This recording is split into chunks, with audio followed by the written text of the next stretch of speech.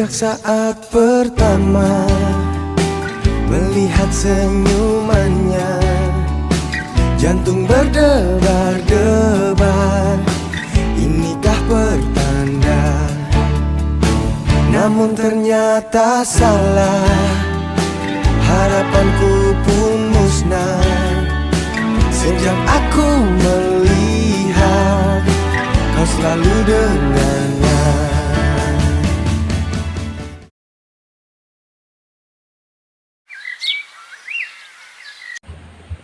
Teman, kemarin aku dapat undangan dari Sania. Katanya Sania sama Rio mau nikah. Oh iya, dia juga sempat bilang waktu kita lagi kumpul.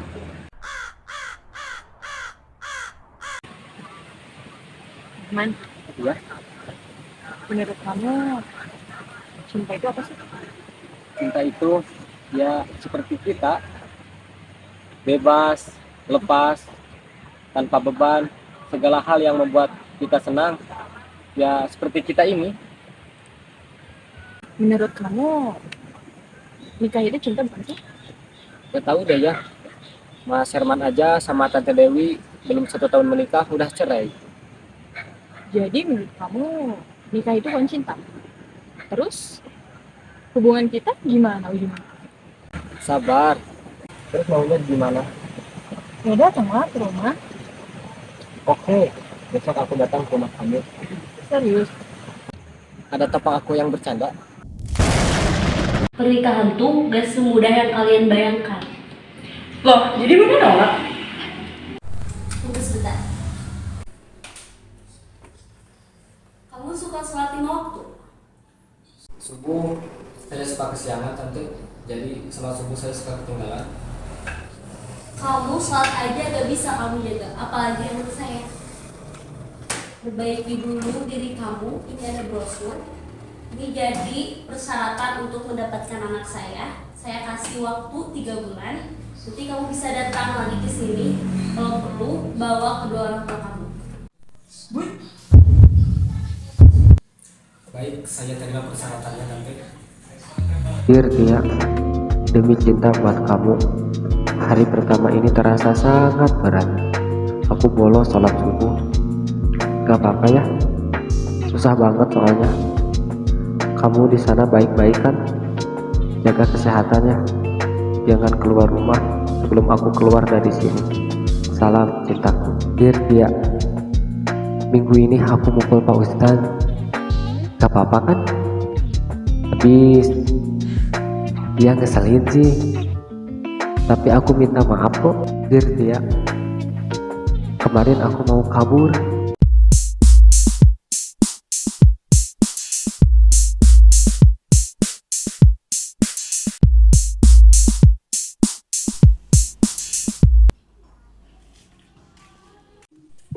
Tapi entah kenapa aku balik lagi. Dear Tia, kamu tahu Andre kan? Ternyata aku baru sadar dia santri di sini. Rahman, ya Allah. Jadi wae di mana wae, ente Rahman. Ya wae. Kasep aya nama ieu bewokan. Kudu wae teh orang-orang. Oh, jadi biasa.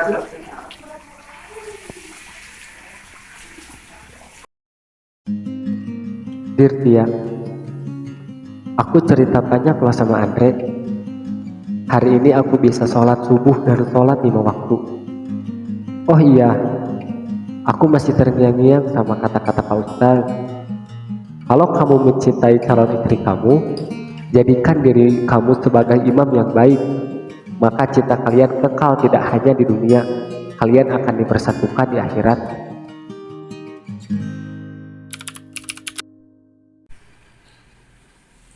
Bunda. Rahman 3 minggu lagi mau pulang loh.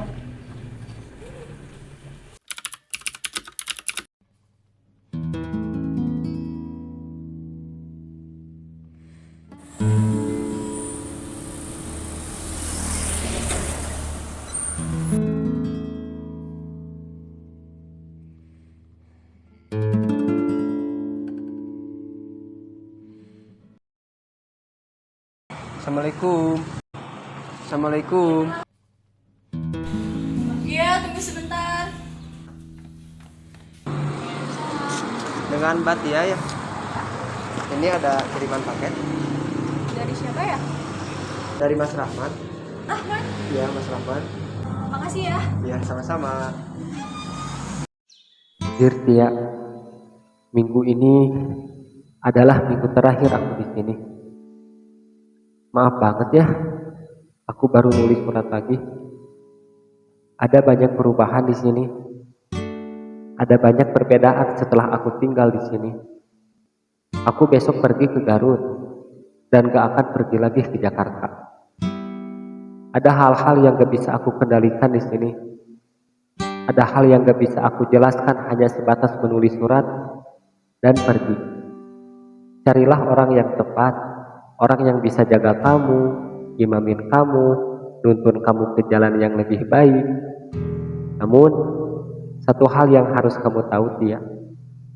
Aku sayang dan cinta sama kamu. Itu gak akan berubah. Salam sayang, Rahman. Dear Tia. Tia, kamu apa kabar? Semoga kamu selalu dilindungi oleh Allah Subhanahu wa Ta'ala. Aku sadar terlalu banyak hutang sama kamu. Minggu depan aku resmi menikah dengan Siva, anak dari sahabat ayahku. Mungkin aku terlalu mudah mengatakan ini sama kamu, tapi aku memang harus kasih tahu kamu. Semenjak mondok, banyak hal berubah dengan cepat. Cerita demi cerita terasa begitu dalam untukku. Insya Allah, aku tetap berusaha menjadi pribadi yang baik dan taat pada Allah Subhanahu wa Ta'ala. Yang perlu kamu tahu, ya, setiap malam aku tetap memikirkanmu, memandangmu dari kejauhan, dan mengucap selamat malam untukmu. Tidak ada yang lebih indah dari membayangkan senyumanmu.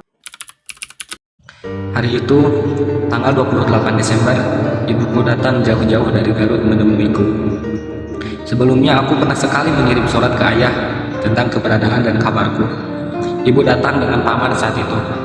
Kami duduk di taman pondok yang tak jauh dari kelas. Dia mengabarkan kalau ayah sakit keras. Ibu pernah bilang kalau ayahmu mengenalkanku dengan seseorang, Syifa namanya. Aku langsung mengerti maksud ibu. Tia, kamu perlu tahu, tidak mudah memutuskan hal itu. Ayah mendambakan seseorang seperti Syifa. Aku pun yakin kamu saat ini sudah berubah. Aku yakin kamu sekarang tetap mendoakanku selepas tahajud, mengharapkan kabarku yang harus selalu baik. Aku percaya itu. Suatu sore di kamar, aku memandang diriku sendiri di depan cermin. Aku baru sadar bahwa aku adalah seorang laki-laki, dan laki-laki bila sudah menikah masih tetap bertanggung jawab terhadap orang tuanya. Tia, aku tidak pernah sekalipun membuat ayah bangga, ayah bahagia. Aku merasa harus menyetujui ayahku menikah dengan Syifa. Sekali lagi, Tia, tidak mudah membuat keputusan ini.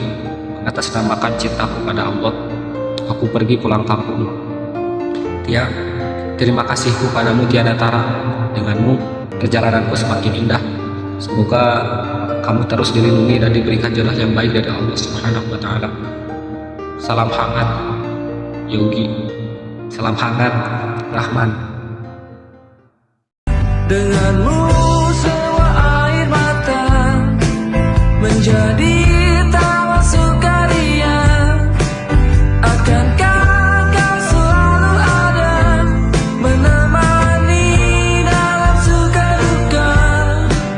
Denganmu aku bahagia, denganmu semua ceria. Janganlah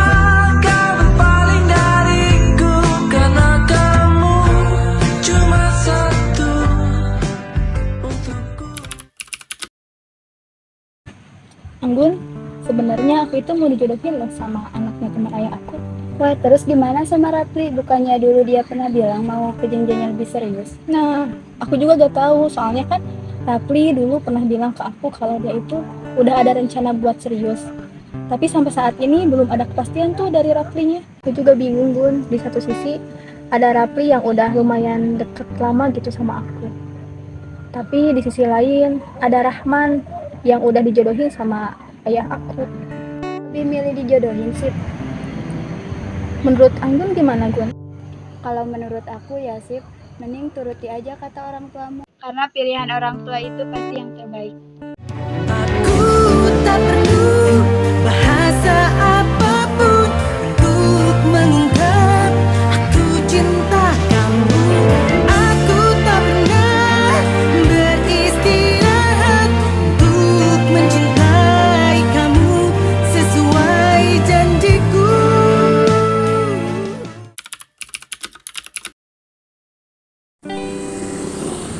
Assalamualaikum, Bunda Tia. Luna, kamu sekarang udah hijrah. Iya Bunda, alhamdulillah. Terus sekarang gimana dong keadaannya? Kamu sampaiin aja dia, barangkali dia mau curhat sama kamu. Boleh sama dia? Boleh. Ya udah Nina kesana ya.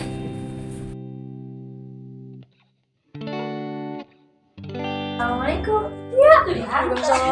Luna, gimana kabarnya? Alhamdulillah baik. Kenapa kabar? Alhamdulillah juga. Karena gimana kabarnya? Ini deh.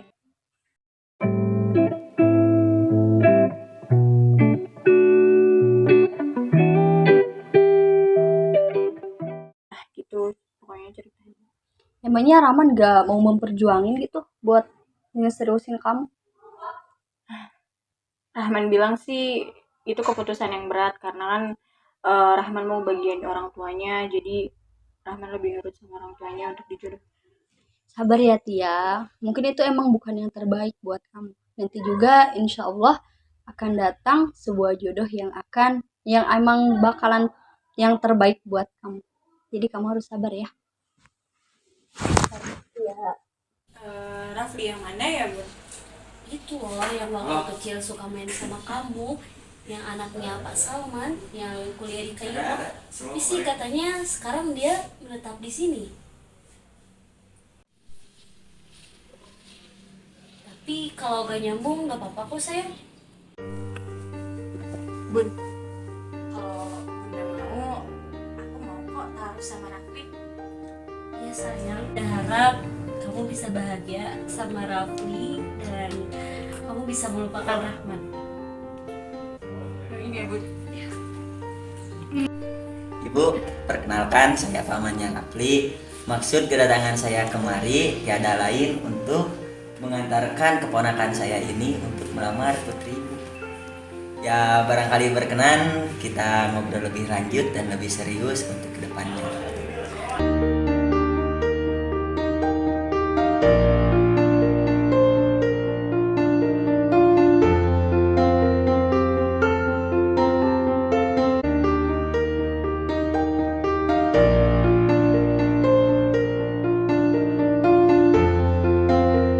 Islam mengajarkan kepada umatnya agar saling menasihati antara sesama, sebab salah satu ciri orang yang beriman yaitu orang-orang yang saling menasihati dalam kebenaran dan kesabaran. Allah Subhanahu wa taala berfirman, "Illal ladzina amanu wa 'amilus sholihati wa tawassaw bil haqqi wa tawassaw bis sabr."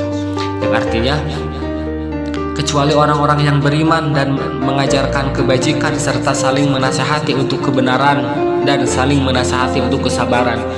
Quran Surat Al-Asr ayat 3. Jika seorang anak yang durhaka kepada ibu atau ayahnya tidak akan mendapatkan ridho dari Allah Subhanahu wa taala.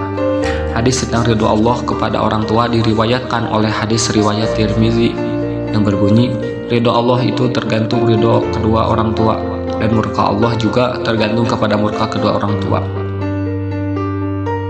Sabda Rasulullah Shallallahu Alaihi Wasallam, sholat 5 waktu dari Jumat ke Jumat berikutnya, dari Ramadan ke Ramadan berikutnya, merupakan penghapus dosa-dosa yang dilakukan di antara keduanya, apabila dosa-dosa besar dijauhi.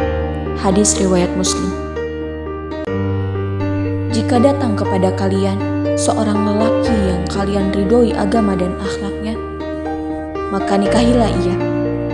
Jika tidak, maka akan terjadi fitnah dan kerusakan di muka bumi. Hadis riwayat At-Tirmizi. Dari Ibnu Abbas bahwasanya Rasulullah Shallallahu Alaihi Wasallam bersabda, janganlah seorang laki-laki berkhalwat dengan seorang wanita kecuali jika bersama dengan mahram sang wanita tersebut. Lalu berdirilah seseorang dan berkata, "Wahai Rasulullah, istriku keluar untuk berhaji, dan aku telah mendaftarkan diriku untuk berjihad pada perang ini dan itu." Maka Rasulullah SAW pun berkata, "Kembalilah dan berhajilah bersama istrimu." Hadis riwayat Bukhari dan Muslim.